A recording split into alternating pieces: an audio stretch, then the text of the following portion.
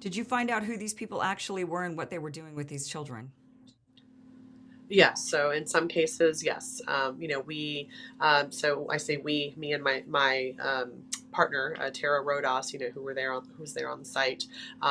We would do some investigations, like just through portal searching. So, there was one case in Florida in particular. I remember that was the first case that that kind of, I could crack the code on, how to search the portal because we're not trained on this.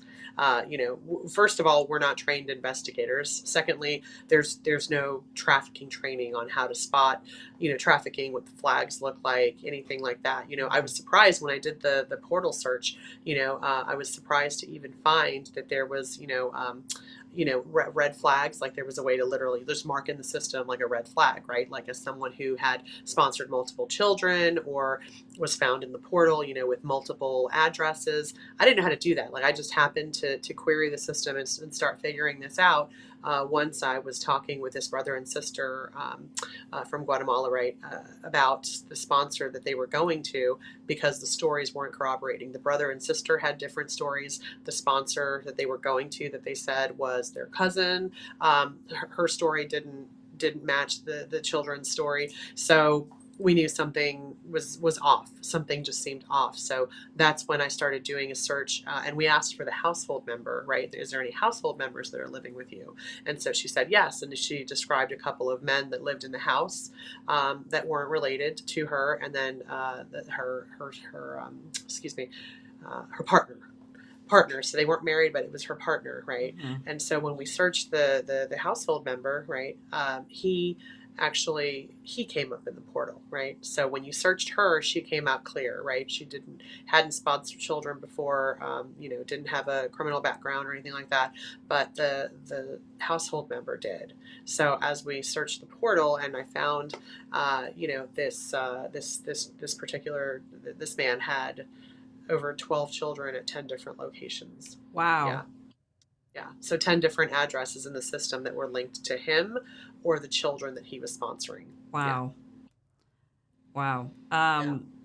So once I found that, I Yeah. started training the case managers in the room. And again, there was like 300 case managers at any given time, and it's 24/7 operations. So it was hard to get everyone trained up on it, especially since we didn't have, like a protocol for how to get something out to all the case managers. So what I did is I started emailing the leads, right, the case manager leads that were in charge of sections, and just saying, please get this document to everyone. Make sure that they're, asking deeper questions. Make sure that they know how to discover all this. Like make sure they know that they're supposed to contact HSI, which is Homeland Security Investigative Division. Make sure that they add the Office of Inspector General. So this information existed in the portal. Like there's a place like in the portal like where you can find this information, but it wasn't taught to them. Yeah. They weren't trained on this. Like we had to discover this information, and then I put together, like papers, like advisory papers on how they could do this because this was not part of standard training, right? There was no training on how to spot trafficking. There was no training on, what to do, in order to do a significant incident report correctly. When we got there, significant incident reports were done on paper. Papers can get lost. Papers can get tossed out, right? So they weren't, officially moving it and putting it into the portal, which is the government system of record, the UAC portal, right? And so all of this was like, we had to learn as we were going along, basically, like building the plane in flight, right? Figuring out what we're really supposed to be doing. But again, this was the job, right, of the contractor, right? The Cherokee Federal was contracted to do this, right? And the government, these are the government established protocols. Like nobody was sharing the information, is my point. Not the government and not the contractor. With the staff that were the operational people, the case managers actually doing the work. I'm amazed that there's no training on this. When you were going through your training in Dallas before they sent you off to this facility, how was there no training to spot trafficking? Yeah, really the training, there wasn't really, so you could call it a training, but it was a training on how to put an N95 mask on, right? Right. There wasn't really a training at the processing center per se. The only thing I think that, we watched maybe like a video, but it wasn't like, it wasn't a video on how you process children, right? It was a video on something else. Might have been like, policies or something like that. But I'm looking for a training. I'm Yeah. looking for, someone to give a presentation and to walk through, a case, and here's how something is suspicious, right? Mhm. And train people on how to do that. I remember, something for the training when we got there about, policy says, this, and so make sure you don't have, uh, you know, cultural bias when you're talking with these children, that kind of thing. Yeah. Be respectful. Those like very basic things, right? It wasn't really a training, Yeah. and it definitely wasn't a training for significant incident, reporting or finding trafficking, or TVPRA protections, and how to qualify the children, those kind of things. Like we know that we had children that eventually we learned how to qualify them for asylum in the country, right? For TVPRA protections. But those letters that we got, for interim, it was like an interim asylum protection letter. Those didn't get to the children because the children were shipped out before those letters could even be received at the site. So, how prevalent do you think the trafficking issue is for these kids? Yeah, it is extremely prevalent. There's the bulk majority of these children. If you speak with them for any amount of time and get past the standard canned answer that, I'm here for a better life, answer. Once you dig a little deeper, the children, will very typically come out and tell you, yes, I'm going, I'm going to work. Yeah. And what kind of trafficking do you think was the most prevalent? Do you think it was like physical labor? Was it sex trafficking? Yeah, it was labor trafficking. Labor It trafficking. was labor trafficking. Yes. Yes. Sex trafficking is definitely happening, we know, that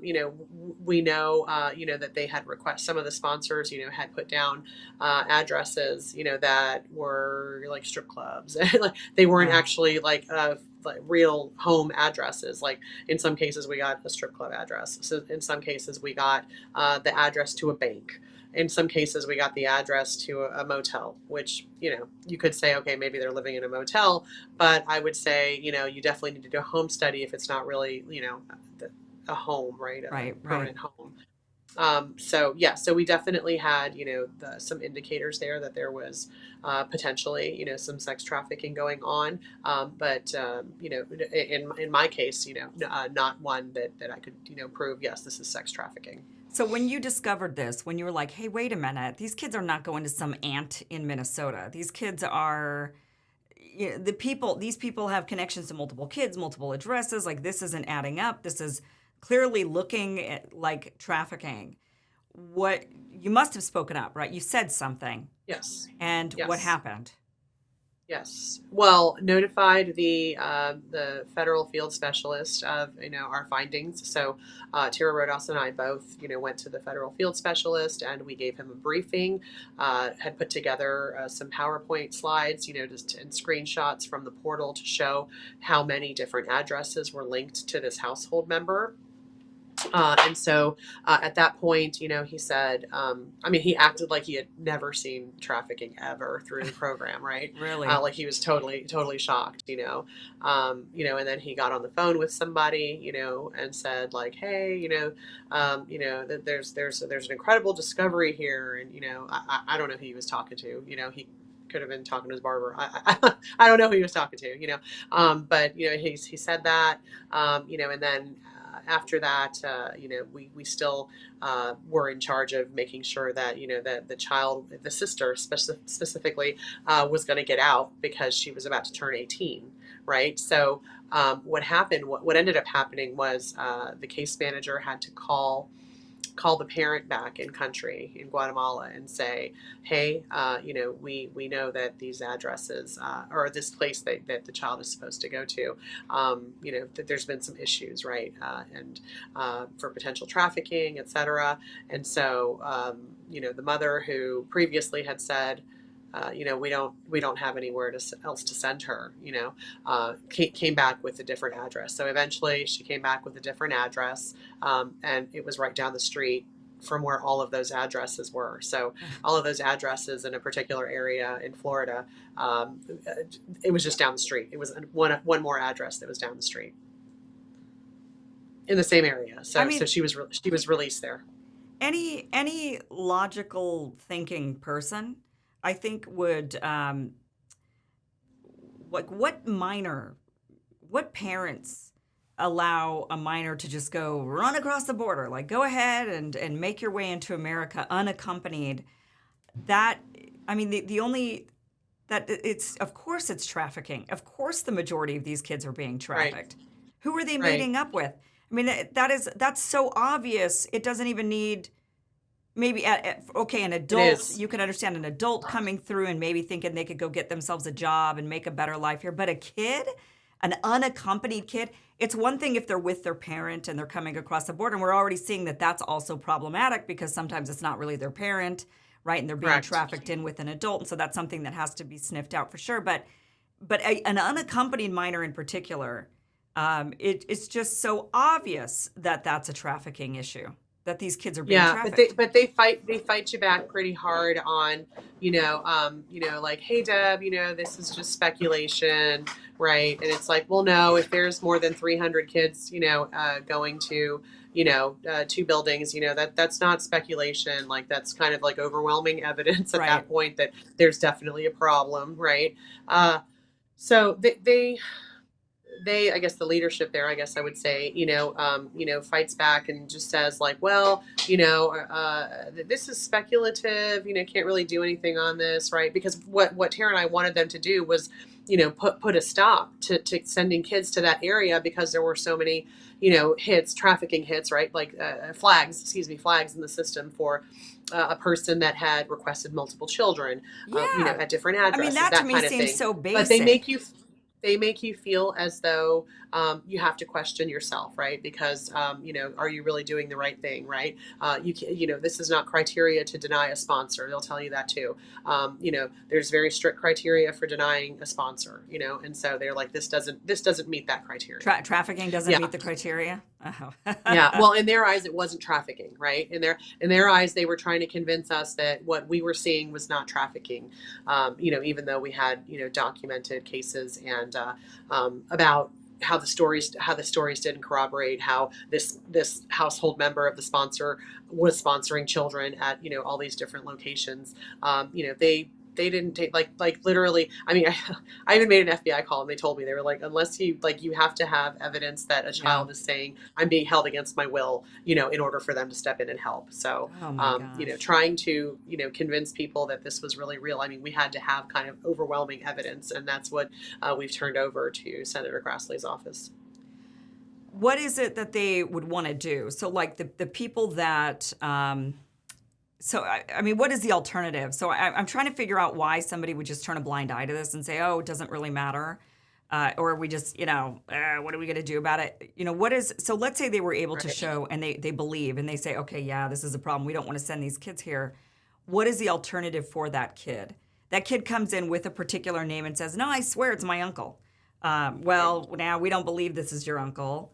And because we don't believe it's your uncle, the kid can't be like, well, I got another uncle, over here, or I got another aunt or Right. something. I mean, maybe they say that, but Yeah. what is the Yeah, that did ultimate? happen.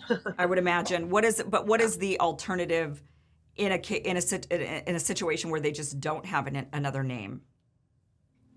They would go to a longer term shelter, like longer term care. So, the whole point of having these pop up shelters, where they're just established for 6 months and they're shut down, and they pop up somewhere else.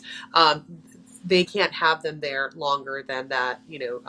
Definitely not longer than 20 days, right? There were kids that poured into like 30 days or more, but that was typically because something was wrong. Like there was issues, there were red flags that the staff was trying to work hard to clear or figure out if it's suspicious or whatever.